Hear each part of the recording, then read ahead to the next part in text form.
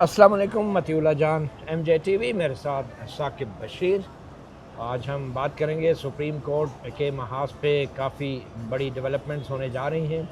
कल इमरान खान साबिक़ वज़ीर आज़म की ज़मानत के मामलात ज़ेर समाअत हैं।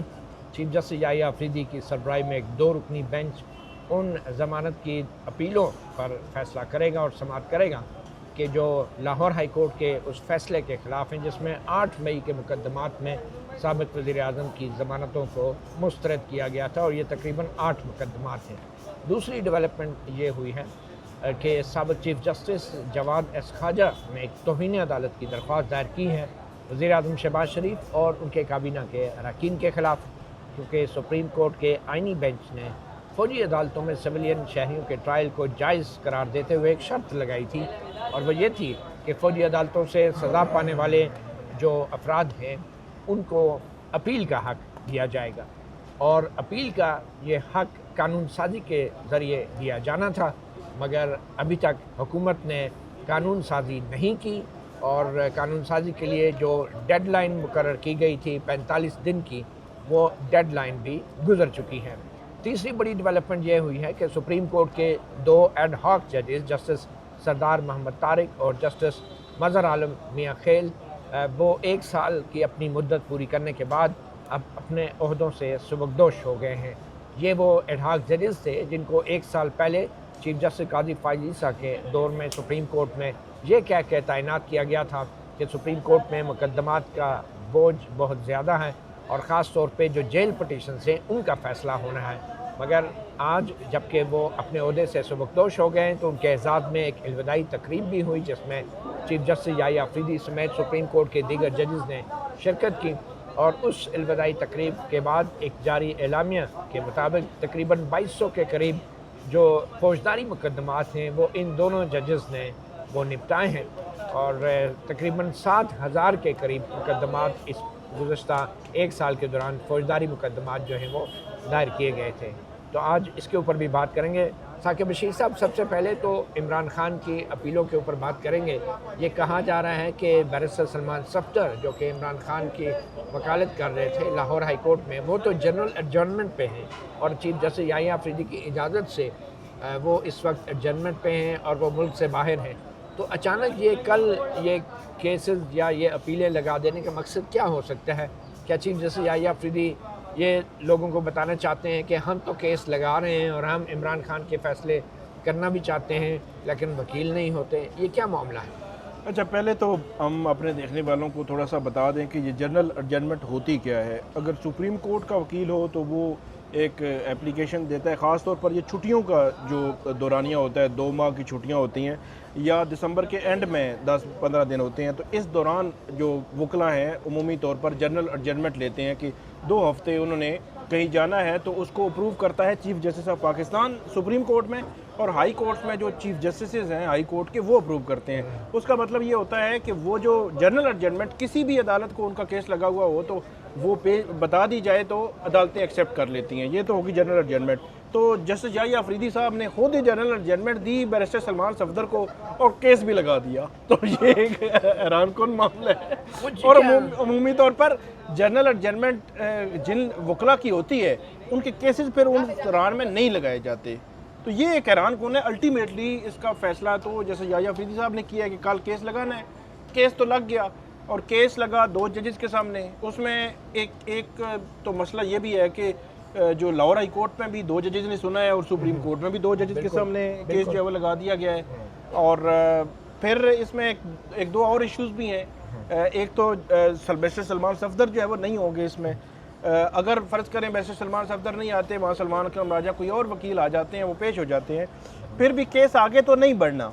लेकिन एक चीज़ तय है, जैसे याहिया अफरीदी ने ही जो किया था, जो डायरेक्शन दी थी 9 मई के केसेस में, वो जैसे याहिया अफरीदी ही थे और वो डायरेक्शन जो है वो 15 से 20 अगस्त के दरमियान ख़त्म हो रही है, 4 माह की।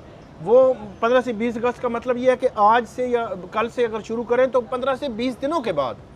तो जब डायरेक्शन दी हुई हो सुपीरियर कोर्ट्स ने ट्रायल कोर्ट को और उसमें कहा हुआ हो कि जल्दी केस निपटाएं, तो फिर सुपीरियर कोर्ट्स उस दौरान या उस डायरेक्शन के एंड में तो बिल्कुल भी केस नहीं सुनती। उनमें ज़्यादातर केसेस में ये होता है, और इस केस में मुझे यही लगता है वो कहेंगे कि हम आपका केस जो है वो प्रोसिक्यूशन से पूछेंगे कि इनका ट्रायल कहाँ पहुँचा है, तो वो कहेंगे कि ये ट्रायल तो बड़ा तेज़ी से आगे बढ़ रहा है।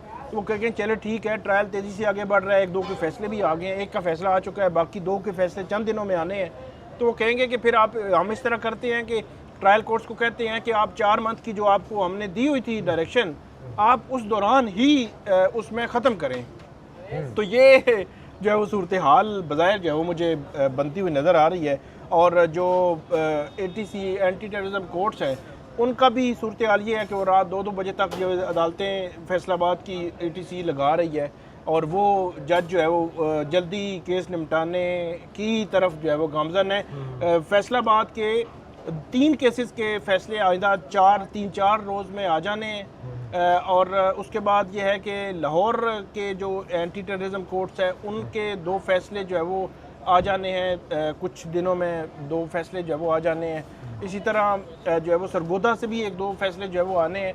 तो एंटी टेररिज्म कोर्ट्स बड़ी तेज़ी से आगे बढ़ा रही हैं, तो वो रिपोर्ट डेफिनेटली। अच्छा, एक और भी है, या अफरीदी साहब जो है वो ये कह सकते हैं कि हम रिपोर्ट मंगवा लेते हैं ATC कोर्ट से कि उनके ट्रायल्स कितने पहुंचे हैं, क्या 4 मंथ में मुकम्मल हो भी सकते हैं नहीं। तो ये मल्टीपल एंगल्स हैं जो इस केस में जो है वो आगे बढ़ने हैं।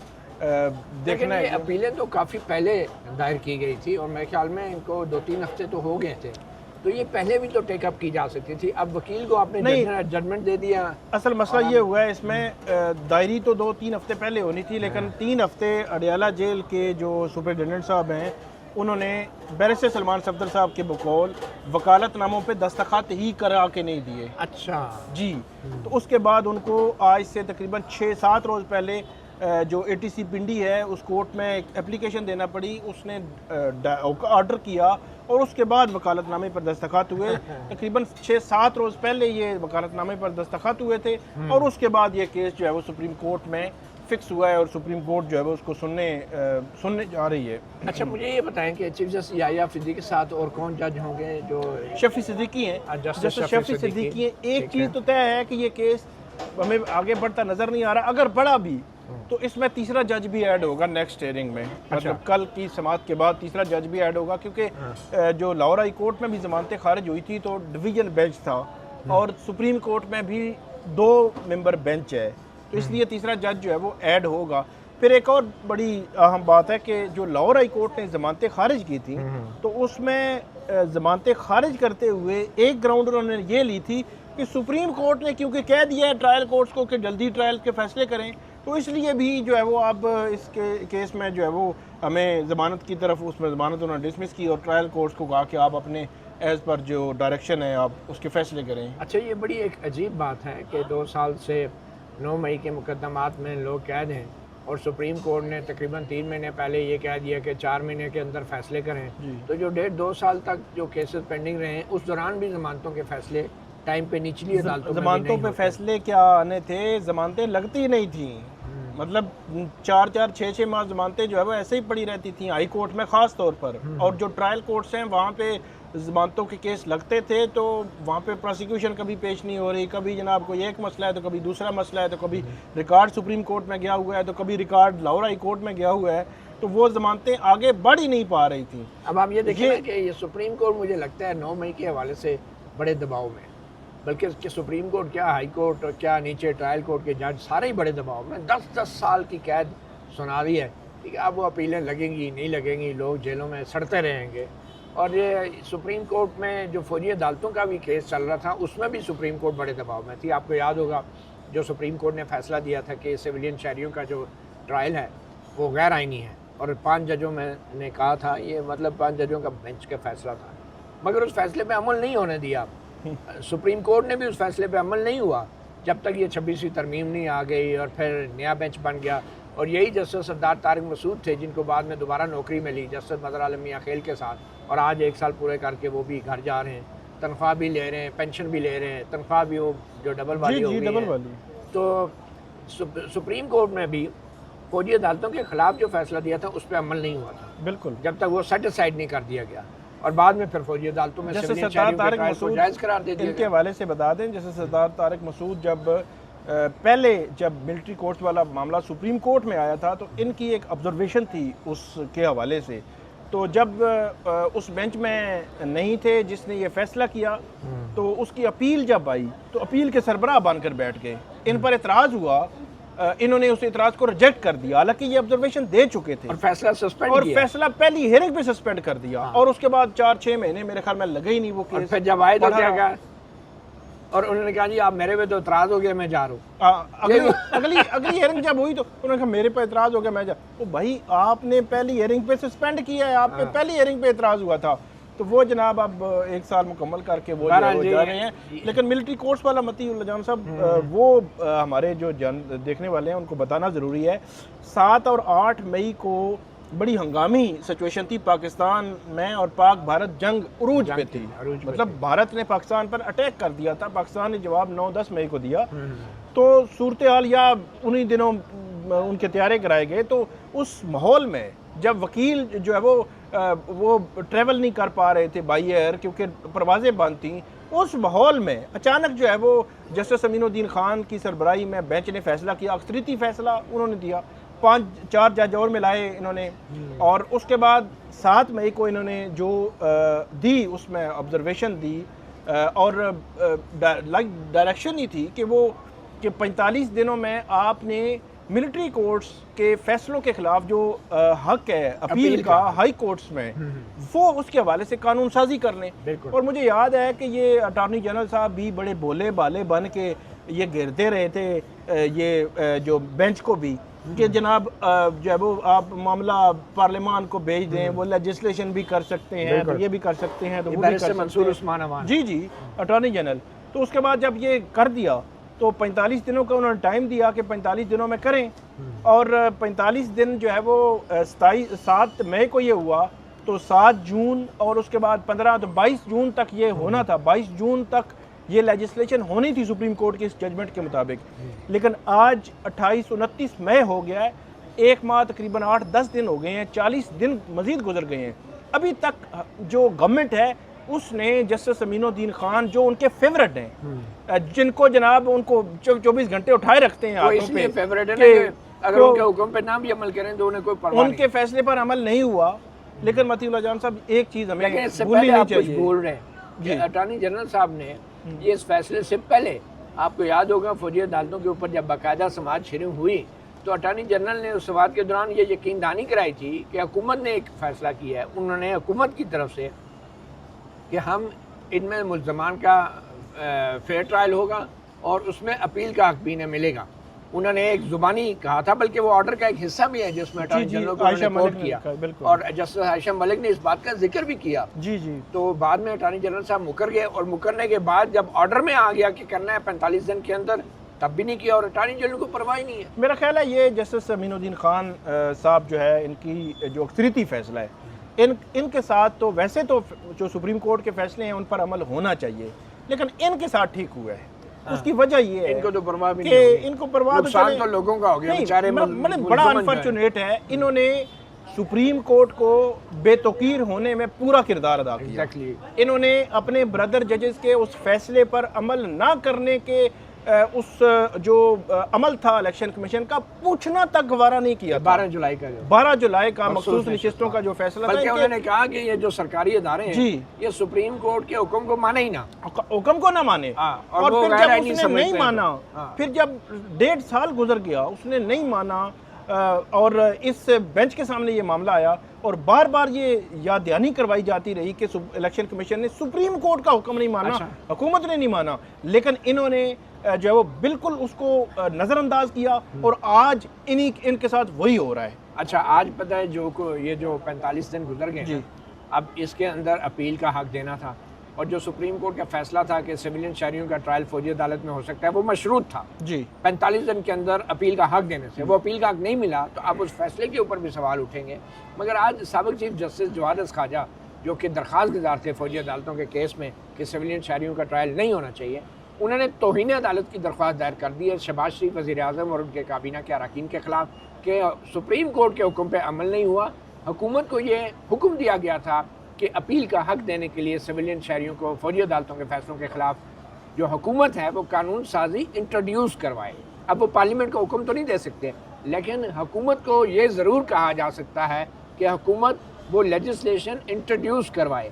हुकूमत ने वो इंट्रोड्यूस भी नहीं करवाया, तो इसलिए मेरे ख्याल में ये एक तौहीन अदालत का मामला तो बनता है। लेकिन क्या अब ये तौहीन अदालत का केस जो है टेकअप हो जाएगा, या वो 12 जुलाई वाली तौहीन अदालत की तरह खूब खाते जाएगा? नहीं, मुझे नहीं लगता। अभी तो छुट्टियां एंजॉय कर रहे हैं, नई नई गाड़ियां मिल गई हैं, अदील राजा नए मॉडल की गाड़ियां जो है वो मिल गई हैं। और वो हमारे जो है वो किसी दोस्त ने लिखा कि खानसामे भी जो है वो नए मिल रहे हैं। अच्छा, अब वो भी तब्दील किए जा रहे हैं, ब्रांड न्यू खानसामे। तो छुट्टियां हैं, फिर इंजॉय कर रहे हैं। मतलब मिलिट्री कोर्ट्स की नज़रसानी आए हुए इतना टाइम गुजर गया है। अच्छा, मिलिट्री कोर्ट्स का केस जो है उसका चले, उसमें एक क्वेश्चन ऑफ लॉ तो है ही है कि वंस फॉर ऑल इसको सेटल होना है, लेकिन इसमें अर्जेंसी भी है। अर्जेंसी ये है कि इसमें कुछ लोगों को एक बल्क में बड़े पैमाने पर जो सिविलियंस हैं उनको सजाएं हुई हैं, उनके एक प्रोसीजर चल रहा है मिलिट्री कोर्ट्स के फैसलों के खिलाफ कोर्ट ऑफ लॉ में। उनको पास रेमेडी नहीं है आगे कि वो हाई कोर्ट जा सके। मतलब एक अर्जेंसी मैटर भी है। लेकिन मजाल है कि justice Aminuddin Khan, justice Jamal Khan Mandokhel, justice Mohammad Ali Mazhar, जो आइनी बेंच की कमेटी है, वो इसको कंसिडर करे कि हम छुट्टियों में लगाते हैं और छुट्टियों में डे टू डे हेयरिंग करेंगे और डे टू डे हेयरिंग कर सुनेंगे नजरसानी को। अब आप ये लेकिन मजाल है कि वो लगाएं। अब आप एक तरफ ये देखें कि जो सिविलियन 9 मई का ट्रायल हुए सिविलियन अदालतों में, उनमें 10 साल कैद की सजा दे दी गई, जो कि फौजी अदालतों से भी ज़्यादा सजाएं सुनाई गई हैं तकरीबन चंद केसेस में। और आप ये देखें कि सिविलियन अदालतों में जो 10 साल की सजा की कैद मिलेगी उसमें अपील का हक है। मुकदमा वही 9 मई का है, जी। जबकि जो फौजी अदालतों में उसमें अपील का हक नहीं है। अब जिनको अपील का हक है उनकी अपीलें सुनी नहीं जा रही, उनकी अपीलें लगती नहीं है। मासवाए जो इस्लामाबाद हाई कोर्ट में एक लगी थी, वो 4 बंदे पीटीआई के छोड़ दिए, 10 साल की कैद की सजा वही एक दिन में उड़ा के रख दिया इस्लामाबाद हाई कोर्ट के जजेस ने। तो ये एक अजीब सा एक इम्तियाजी किस्म का एक प्रोसेस जो है अभी हमें देखने को मिल रहा है। बहरहाल अब देखें तौहीन अदालत के साथ क्या होता है, क्योंकि तौहीन अदालत तो तब होगी ना जब जस्टिस अमीनुद्दीन खान को या दीगर जो आइनी बेंच के सरबराह हैं उन्हें कुछ महसूस हो, उनको तौहीन महसूस हो। जी। तो वो क्या कहते हैं, सांसें लिया जाता रहा। बट एनीवे, अच्छा, जस्टिस सरदार तारिक मसूद और जस्टिस मज़हर आलम मियाँ खेल जो हैं, इन दोनों जजेस ने 1 साल मुलाजमत की है, उनको दोबारा नौकरी दी गई, ये पेंशन भी लेते रहे और तनख्वाहें भी जो हैं बतौर सुप्रीम कोर्ट जज लेते रहे। तो ये 1 साल के अंदर क्या लगता है आपको, इनके आने से कोई फ़ायदा हुआ? और अगर फ़ायदा होता तो फिर क्या मज़ीद इनको 1 साल की एक्सटेंशन ना दी जाती? नहीं, मेरा ख्याल है जब इनको लाया था काजी फायज़ ईसा ने, तो उस वक़्त सुप्रीम कोर्ट में जो स्ट्रेंथ थी वो पूरी हो चुकी थी, मेरा ख्याल ये। और पूरी होने के बाद आप जो है वो एडहॉक जज ला सकते हैं। 17 थी ना, तो आप एडहॉक जज ला सकते हैं। तो अब क्योंकि 34 है तो इसलिए पूरी नहीं है तो इसलिए अब इनको एक्सटेंशन नहीं दी जा सकती थी। बाकी मेरा ख्याल ये है कि 365 दिन बनते हैं साल में, और अगर आप उसकी छुट्टियां निकाल दें तो ये तकरीबन 250 दिन आप कर लें। तो 250 दिनों में 2200 मुकदमात के फैसले मेरे ख्याल में मुनासिब कारकर्दगी है उनकी। मुनासिब तो है, लेकिन इनको तो मुझे याद पड़ता है मिनट्स ऑफ द मीटिंग जो आए थे कि इनको जेल पिटिशनों के डिस्पोजल के लिए लगाया गया। अब ये देखना होगा कि 2200 में कौन सी कैटेगरी रिलीज है, उसमें तो उन्होंने फौजदारी मुकदमात का कहा है, जेल पिटिशन नहीं है वो ऐसा। और असनाद मलिक साहब भी यही बता रहे थे कि जेल पिटिशन, जो लोग जेलों में रुल गए उनकी पिटिशनर सुनने वाला कोई नहीं है, उनको सुनने से इन दोनों जजों ने इनकार किया कि हम जेल पिटिशन नहीं सुनते। और उसकी वजह क्या बताई? वजह ये बताई कि जेल पिटिशनर एक जेल पिटिशन को सुनने के लिए, समझने के लिए कई घंटे रात को बैठ के तैयारी करनी पड़ती है जज को, तो वो नहीं, इतना टाइम तो नहीं है जजों के पास। अब ये देखना होगा ना कि इस 2200 की कैटेगरी में क्या पोजीशन है।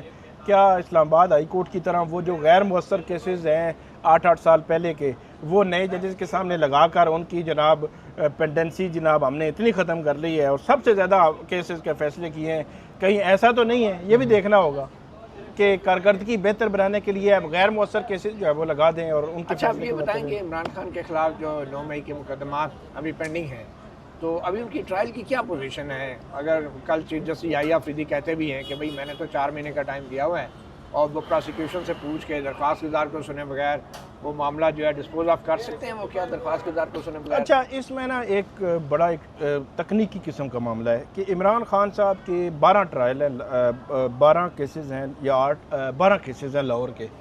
अब 12 के 12 केसेस में जब ट्रायल होना है ना, तो उस ट्रायल के दौरान मुलज़म की मौजूदगी ज़रूरी होती है। अब दो सूरतें हैं। पहली सूरत ये है कि जज साहब पूरा माल मंतर सारे अपने लोग उठा के अडयाला जेल ले आएँ और यहाँ पे अदालत लगा दें और वहाँ के मुलज़म भी यहाँ आ जाएं और यहाँ ट्रायल किया जाए।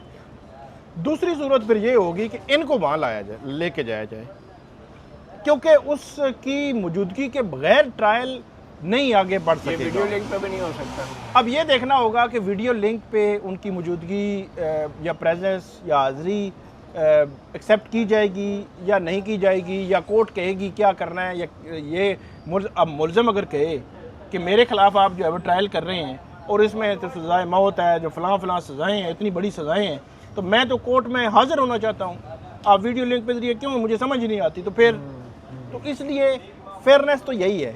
अब देखना होगा कि इसका रास्ता कैसे निकलता है। इमरान खान साहब की हद तक जो है वो ट्रायल अभी तक आगे नहीं बढ़े 9 मई के। अब अभी भी जो चलान पेश हो गए हैं, मतलब उसमें कुछ गवाहों के बयानात भी हुए, लेकिन इमरान खान साहब की हद तक जो है वो ट्रायल नहीं बढ़े आगे। अब इसको देखना होगा कि इसको कैसे अदालत देखती है, क्योंकि यहाँ GHQ केस भी चल रहा है। अब इसको भी देख रहे हैं इन्होंने कि GHQ केस चल रहा है, वो एक माह समात ही नहीं होती GHQ केस में। अब वो उसके पीछे भी कुछ लोग जो है ये रीजनिंग देते हैं कि शायद उनकी मुलाकातें रोकने का मकसद हो सकता है। तो ये एक पूरा ओवरऑल सिचुएशन जो है वो चल रही है। अभी बज़ाहिर ऐसे लगता है कि जो PTI की लीडरशिप है उस लीडरशिप पर ही मुश्किल वक्त है, क्योंकि आज भी 3 लोग हैं उनको डिस्क्वालीफाई किया इलेक्शन कमीशन ने। एक सेनेटर एजाज चौधरी हैं, एक जो मलिक अहमद ख़ान है जो अपोजिशन लीडर थे पंजाब असम्बली में, और तीसरे जो है वो अहमद चट्टा हैं MNA। इन 3 लोगों को आज इलेक्शन कमीशन ने उनको डिस्क्वालीफाई किया है। इसी तरह जमशेद दस्ती पहले हो चुके हैं। इसी तरह एक अब्दुल लतीफ़ चतराली हैं, वो चतराल से MNA है, उनका भी इम्कान कल बुलाया है, तो वो मुमकिन तौर पर उनको भी किया जा सकता है।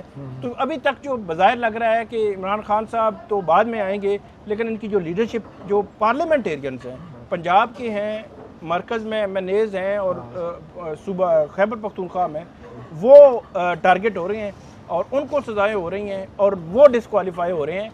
मुझे तो ऐसे लगता है कि ये तो कई दर्जन आइंदा चंद रोज़ में ये हो सकते हैं, क्योंकि 20 के करीब तो हैं अरकान असेंबली जिनके ऊपर तलवार लटक रही है। जी। और वो पंजाबी का मुहावरा है ना, चोरा को पढ़ निकाली। तो ये इलेक्शन कमीशन जो है ये तो मुझे लगता है कि हुक्मरान जमात से भी ज़्यादा जल्दी में है PTI वालों को।